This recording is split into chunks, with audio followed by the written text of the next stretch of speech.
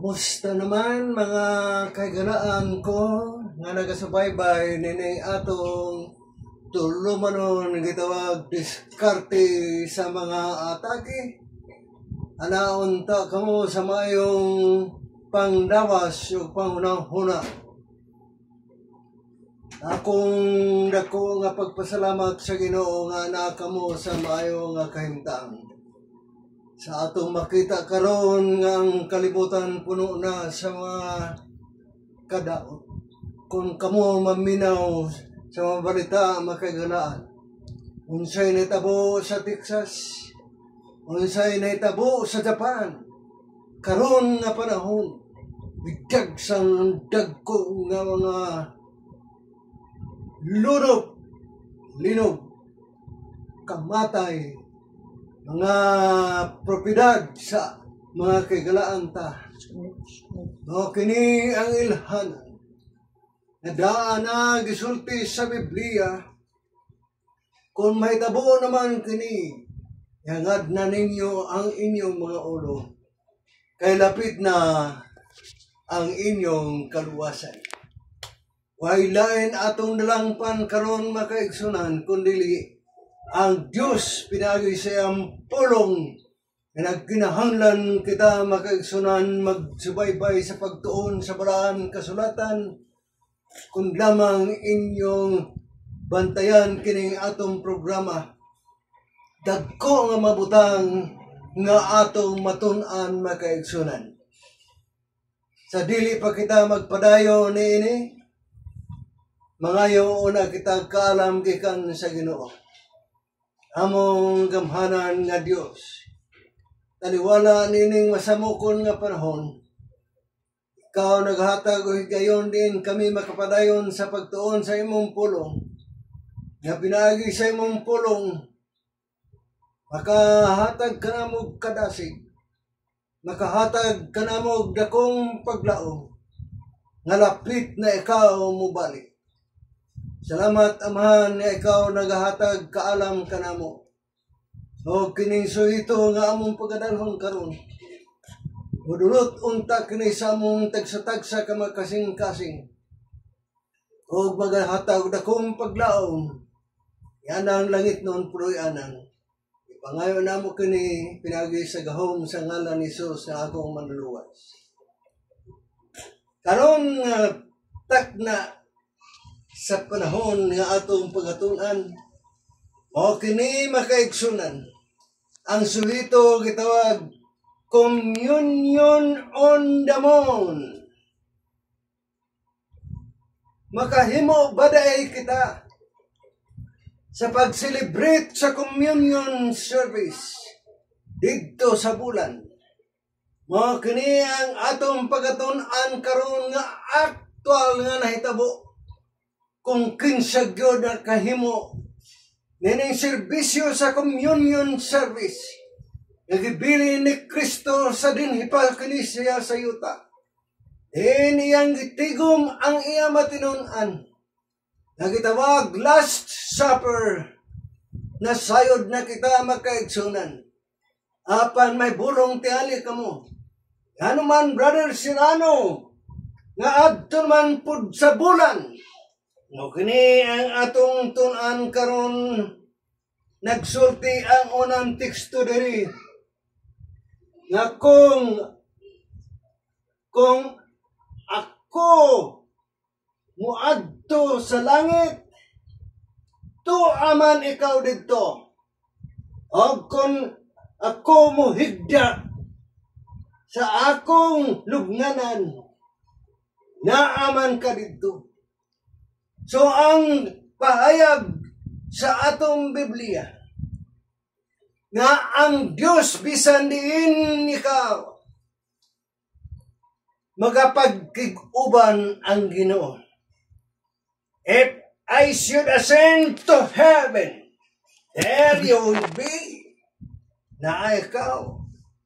And if I should spread out my coats in Sheol, kung ako magahigda na diha sa lubnganan, look, you would be there. Mao ka na ang pagpahayag ni Patriarka David. Karon ato masayran makaigsunan.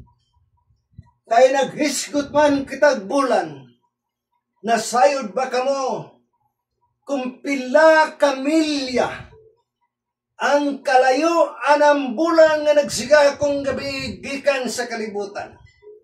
Sumala sa research nga kaigsunan, atong makita diri adunay 238,900 miles. Kung unsa kalayo kanang bulan gikan dinhi sa yuta. Og sumala sa research, 38 million square kilometer ang kadako anang bulan. Og kung atong ikumparar kini sa adlaw, kanang adlaw makagalaan, mas layo pa kana gikan sa bulan. Doon ang bulan. Apan atong makita sumala sa ilang research nga ang kalayo anang adlaw nga nagasiga dunay 92.96 million miles. Og nayon diri 865,000 miles diameter ang kalapad ang kadako. 109 times that of the earth. So, pilo-piloon ang atong kalibutan. 109 pa. Maka na ang kadako. Sa adlaw nga ay mamakita na nagasiga. Og anang kalayo makaigsunan. Nakita ta nga ang kahayag mabot din sa yuta. Gulo ba kamo kung pila ka minuto nga ang kahayag sa adlaw moabot sa yuta? Sumala sa research nga akong nagbasahan nga it takes about 8 minutes and 2 seconds kung unsa kalayo ka ng adlaw.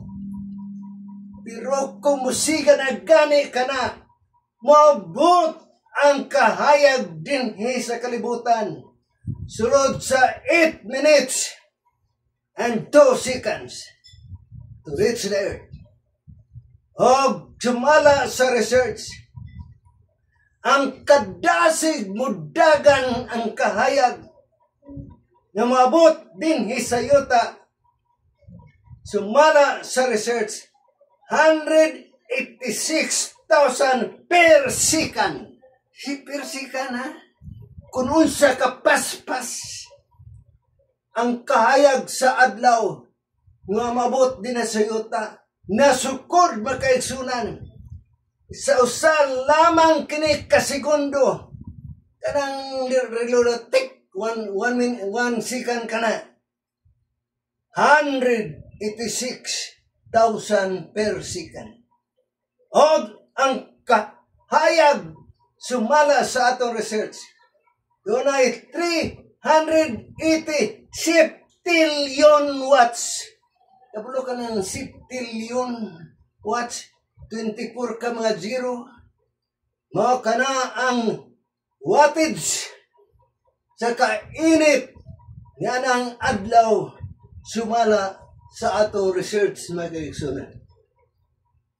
So bisan kung layo, pati untang kainit makaigsunan sa gapo. Kay dunay 380 septillion watts. Kining atong bulb na 50 watts, na 100 watts. Ha? Siga na gani na. Daw unsa pa hinungdan ka ng adlaw nga perting sigaha makaigsunan. Nasukod kini sa mga siyentipiko na dunay 380 septillion watts. Sa atong makita makaigsunan nga ang bulan duol na sa kalibutan, mas layo kaayo ang adlaw. Pan ang bulan duol na sa atong kalibutan, Pero ang kainit sa adlaw na may abot din ay sa kalibutan. Init pa gihapon makaigsunan. Yan ang kalayoon sa kasiga sa adlaw. Karon adto kita sa mga discovery sa mga siyentipiko nga mupalupad sa ilang satellite, muadto sa bulan, muadto sa Mars. Ang Apollo 11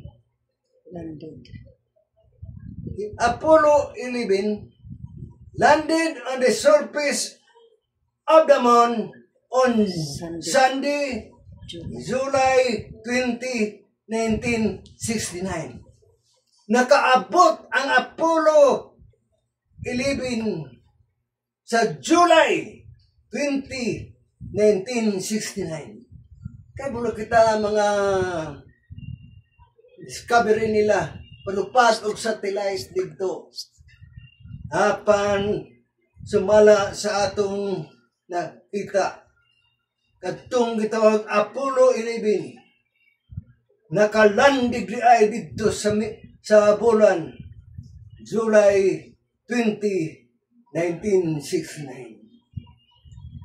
O kining si Armstrong nakilala nato nga nakasakay ni ini nga satellite. Tulo kini sila si Neil Armstrong. Pag-abot sa bulan, siya ang una nga nanawag gikan sa satellite. Ang first step diha sa bulan, mao si Armstrong.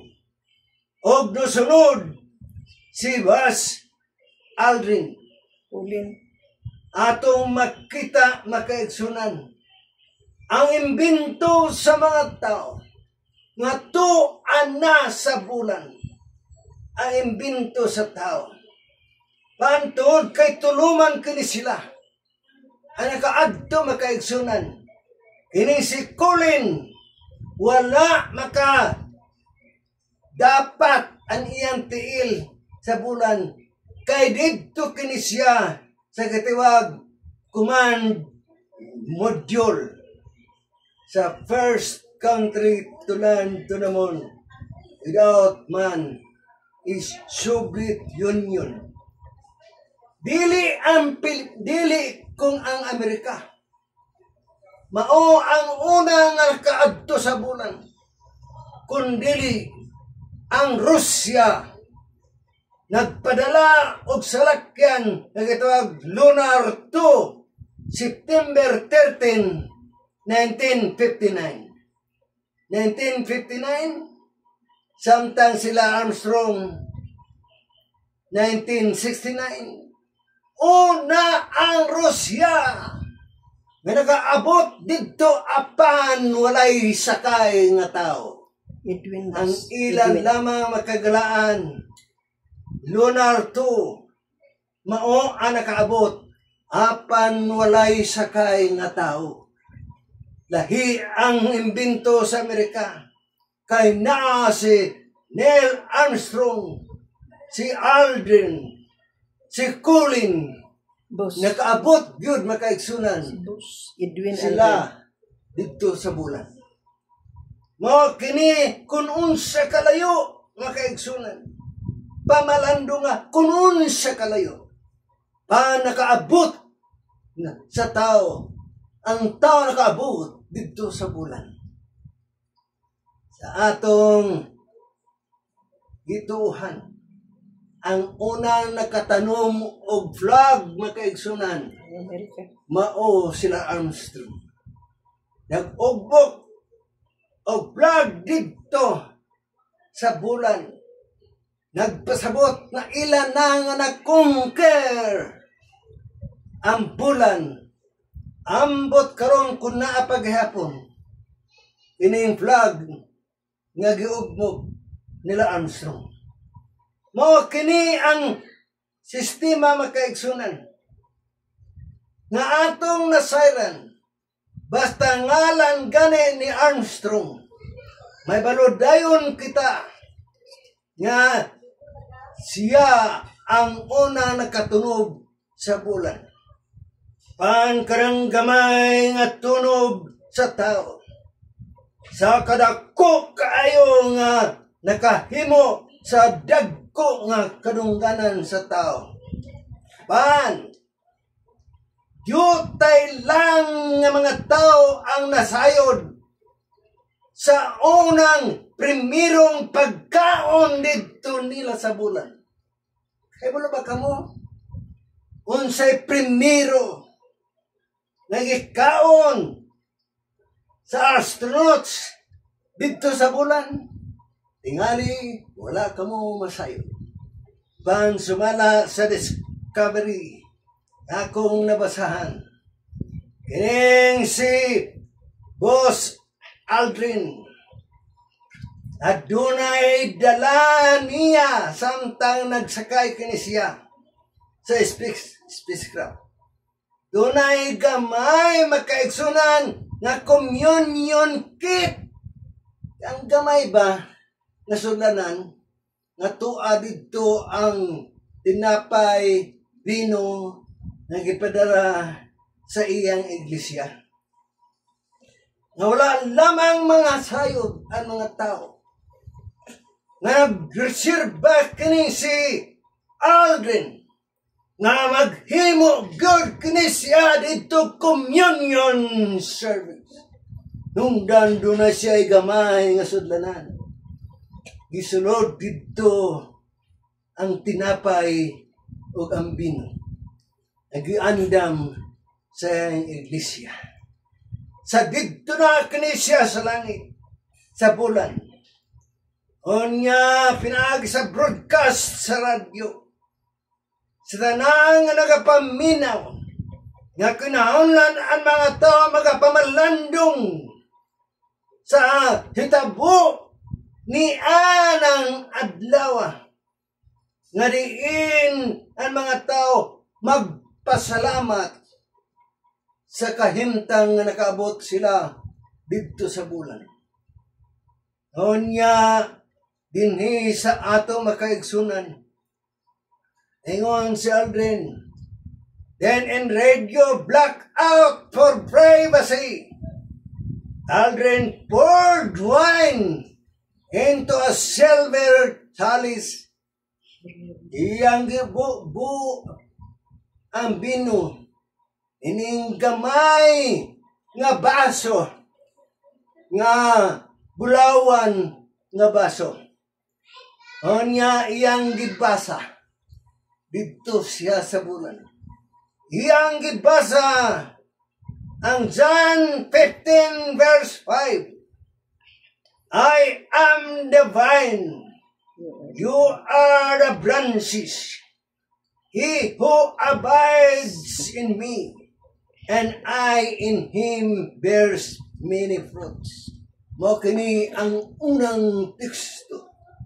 Magbasa dito sa bulan. Samta naghimo kini siya communion service. Tapos gibubo niya ang bino. Ay naghimo siya communion service. Mo kini ang dala ni Aldrin. Ini nga baso, bulawan nga baso makaigsunan. Gamay lang nga baso, basito. Iyang gidala kay giandam. Og sa ato makita kining turog kamay siyentipiko. Si Armstrong, Aldrin, kini sila tulo makaigsunan. O kini ang mga saksi sa kalibutan. Ang Amerika nakapadala og tao dito sa bulan. Kini si Buzz Aldrin nag-celebrate sa eksperyensya sa surface diha sa bulan. Thousands of miles from Earth, He took time to communion with the one who created, redeemed, and fellowship with Him. Bisan unsa kalayo na ang bulan, gikan din sa yuta. Apa naghimo kini siya og panahon sa pagkommunyon sa usa ka Dios nga nagbuhat sa kalibutan o nagtubos kanato nga kita makig-fellowship diha kaniya. Wala makalimot, makaigsunan si Aldrin. Bisan tu ana layo na kayo, apa nakahimo paghihapon pag-ampo ngadto sa magbubuha. Ang leksyon niha makaigsunan nga bisan kung kita nalayo na gikan sa atong puloy-anan, ikaw nagabati kung unsa ang imong kahimtang nga daw naa ka sa bukid, og nagtuo ikaw nga ang imong kahimtang naa sa madulong nga walog. Things prone us to depart from God. Unsay mga butang nga nakapalayo sa tao gikan sa Dios. Ang atong gikuha nga leksyon, na bisan nun sa kalayo ang imong paglayas karon, pila ka tuig na ang pagbiya nimo, nagpalayo ikaw gikan sa Dios, abdon ikaw sa kaluoy sa Dios, kung namang ikaw mo balik ngadto kaniya. Higala, doon ay mga butang nga mahilitabo sa tao, na diin kita mapakyas ang uban kanato nawad-an sa atong hinigugma. Napatyan kita makaigsunan. Ang uban nangaluya, apan bisan pa ni ini nga kahimtang. Ayaw pagunahuna nga nagpalayo ikaw sa Diyos. Doon ay mga hilitabo nga ang bana o ang asawa nagkabulagay. Mao kini ang number 1 nga mga problema makaigsunan. Labi na dito sa Amerika. Nagkabulag kay sayon ra dito makaigsunan mag-divorce. Sa punto ni ini gusto ko na muhatag kaninyo og tinuod na eksperyensya nga akong nabatian ikan sa atong mga ministro. Adunay isa ka magtiayon, bana og asawa. Apan kining bana makaigsunan nangabit og lain babae. Kining asawa makaigsunan daw dili makato kita kung sa pagkamapailubon nining asawa. Bisan pagibuhat kini sa bana, itambagan ang bana apan wala awaya. Pinumduman lamang nga ako ang imong asawa. Pantungod kay ang gugma na sa bana dito naman sa kabit. Naitabo nga milakaw ang bana o nuipon ngadto sa iyang kabit. Ang asawa makaigsunan, nagpabilin kini nga nagpailog. Diya sa panimalay nga ang iyang kauban, mano lamang ang iyang mama. Sa laktod na pagkasulti, pila ka matuig sa panag-ipon sa iyang kabit. Naitabo nga nagsakit ang bana makaigsunan. Giatiman kini sa kabit ang iyang bana. Apan nasayod kita na dunay diferensya sa pagatipan sa tinud na asawa kaysa kabit nga kaigsunan. Ang tinud nga asawa nga ipagkasran nimo, muunong kini bisan pa hangtod sa kamatayon.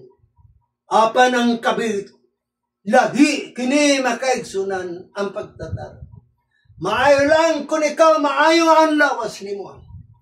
Apan sa nakita sa kabit, na kining iyang banabana, nagsakit, nakaplano ang kabit na kaigsunan.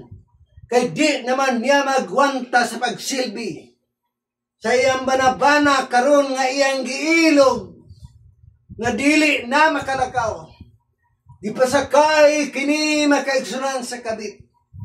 Giuli kini ngadto sa asawa. Kay wa na may pulos in town. Kay nagmasakito naman. Pan ang asawa makaigsunan. Gusto ko lamang kuhaon ang reaksyon sa asawa. Na iyang giantos ang ibuhat sa iyang bana. Ingon ang kabit, Mrs., ako na iuli ang imong bana. Ang inahani ining asawa, nasuko ang inahan makaigsunan. Ayaw na dawata. Kay ang gibuhat niya karon maayo pa ang dawa sa una. Karon mubalik nga nay pulos. Aban, waon tang tubag makaigsunan. Nining mapinugsanon nga asawa. Yun ang asawa, Mama, pasagdi lang ko. Kay akong pasalamatan nga nahitabo sa iya kini. Kay kung kini siya nagmasakiton karon, hing uli, og nagto ako nga dili na kini siya mo biya kanako. Kay silbihan ko gihapon kay akong bana. Mga kaigsunan, kung unsa kapait, bation ka na nga kahimtang. Way makahimo, tingali niya na. Kung sa inyong kabahin nga nooli ang bana, inutil na. Inyo pa ba kadumato? Apa na may pailubon nga sawa. Bisan pagikontra kini siya sa iyang ginikanan. Nga pasagdi. Kay panahon na karon nga dili na kini siya mo biya sa ako. Kay dili naman kini siya makalakaw. Ang problema karon makaigsunan, bisan pa sa Amerika, daghan ang nagkabulagay sa asawa. Mga problema karon nga midagsang sa mga tao. Nawad-an og trabaho. Nung daan mo biya sa pag-alagad, nagpalayo kini sila gikan sa Dios. Apan dili buot sabton makaigsunan. Nga bisan unsa ikaw kalayo sama sa bulan sa pagbiya nimo sa Ginoo, maabot gihapon ang pagtawag nimo kung ikaw mo tawag sa Ginoo, mutubag kini siya makaigsunan. Layo ang bulan, pero naminaw gihapon ang Ginoo. Nasayod kita kang hunas. Dito na sa ilalom sa isda. O niyang isda, misalom dito sa pinakalalom pagayod nga dagat. Pan ang pag-ampo ni hunas. Gidungog sa Ginoo, taliwala sa dito sa ilalom sa dagat. Nag-ingon na Biblia, gihatagan gapon og second chance si hunas. Aduna bay kanato karon makaigsunan. Nga nagpalayo ikaw sa Ginoo. Ayawad alama ang paglaom, sangpita lang ang Ginoo. Kay mutubag ang Ginoo. Muna ang leksyon nato nga makuha makaigsunan. Ang makasakitan nga meabot kanato. Ayaw pagunahuna. Nagbiyaan ikaw sa Ginoo. Doon ay tinuod na istorya nga preacher nga gitawag si Eric Barber. Nagwalik kini siya dito sa Portugal. 13 years ang nalabay sa World War II. 50 years. O niya, kining si Eric Barber. Samtang kini siya nagwali dito ni anang dapita, gipadala niya ang iyang pamilya, kauban siyang asawa o iyang anak.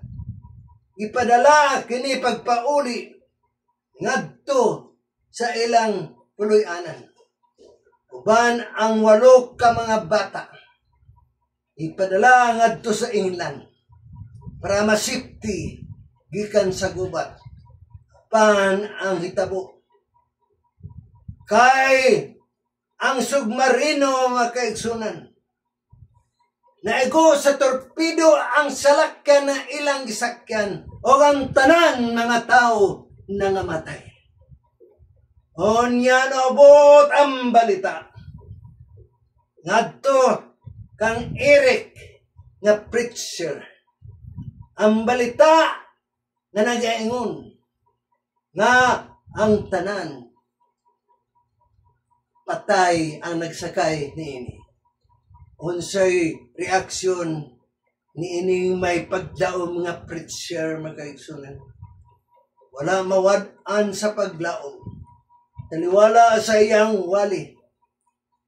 Iyon siya, ako nakadawat og pulong gikan sa tanan nakong pamilya nga sila nakadunggo sa puloy-anan. Ingon niya, ibasa niya makaigsunan kanang Salmo 107 versikulo 30. Sa tubangan sa daghan nga mga tao, ay ang report nga iyang pamilya nakaabot nga safely dito sa puloy-anan. Paan ang audience wala makasabot niini. Paan sa pagbasa sa Salmo 107 versikulo 30 na nagingon, onya sila nangalipay tungod kay sila nangahilom. Dili masabtan. Nalipay tungod kay naghilom. Basahan ta. Onya sila nangalipay tungod kay sila nang hilom. Busa siya nagamando ngadto sa dungguanan nga ilang gitinguha. Nagpasabot nga bisan pa kini nangamatay. Apan ang kalipay nila kay nasayod sila nga dunay paglaom. Nga kung mubalik ang Ginoo, banhon kita makaigsunan. Pangutana karon, dunabay ka na to, nawalaan ka ba sa minahal mong kinabuhi? Ayaw kaguol makaigalaan. Ayaw pagbiya sa pag-abot sa Ginoo. Tuuhi nga maabot ra ang panahon nga ikita ran nimo. Inigpadayag sa panganod, inagbalik ni Kristo. Nawalaan ba kitag paglao magaigsunan? Inuod masakit ka na sa atong pag-alagad. Ayaw lamang pagbiya. Ayaw lamang pagpalayo gikan sa Ginoo. Kag bisan pa pila kamilya ang pagpalayo nimo sa Ginoo, sama sa pila ka milya gikan sa kalibutan ngadto sa bulan, abdon ikaw sa pagdawat sa Ginoo sa imong pag-ampo. Ayaw lamang pagbiya. Bisan pa ikaw karon kun diin ikaw karon ining kalibutan. Sangpita lamang ang Ginoo. Sa daghan katuigan nga ikaw nagpalayo, sangpita lamang ang Ginoo. Kay ang Ginoo magabalos ra ka nato makaigsunan. Unsa kalayo ikaw nga nagpalayo gikan sa Ginoo. Kung unsa man ang imong sitwasyon karon, ang Dios andam sa pagdawat sa atong pag-ampo. Sa atong nasayran lagi, bisan pahinlayas kining si Jonah. Apan nula siya biyai sa Ginoo. Nagtawag hapon ang Ginoo. pagsalbar sa iyang kinabuhi, bisan gilabay sa barko, panag-andam ang Ginoo og isda. Ngadiin mo kini mo lamoy. Kay ihatod gyud sa Ginoo sa iyang destinasyon. Nagisugo siya ngadto sa Ninibe. Ihatagan sa Ginoo og second chance. Mabasa nimo makaigsunan. Kung ikaw napukan karon, muhatag pa ang Ginoo second chance sama kang Juna makaigsunan. Maray butang nga makuli alang ka na to makaigsunan. Kung namang kita dili magpataka, ayaw ka ulaw sa pagsangpit sa Ginoo. Bisan unsa na itong gibuhat, ang gikinahanglan sa Ginoo, nga musangpit lamang kita kaniya, ang Diyos magapanlain ka na to, mo'y akong pag-ambok. Magpasalamat kita makaigsunan at to sa Ginoo. Diyos nga makagagahom, salamat sa imong mga pulong. Salamat sa maliksyon. Napisan pa ang imong katawan, hinlayas gikan kanimo. Bisan unsa pa kalayo ang distansya gikan sa kalibutan ngadto sa bulan. Ikaw magapaminaw sa gihapon. Nagalaom ako, Amahan. Ikaw magmaluyon sa imong makatawan karon nga nagpalayo gikan kanimo. Dining hinapos nga maadlaw, samtang dili pa matapos ang ilang kinabuhi. At tagig panahon diin kini sila makabalik. Ako lamang gilauman, Amahan, ikaw magmaluluyo na alang kanila. O sa pagsampit kanimo, ikaw magapaminaw. Akong gipangayo kini sa ngalan samahan sa anak ko sa Espiritu Santo. Amen.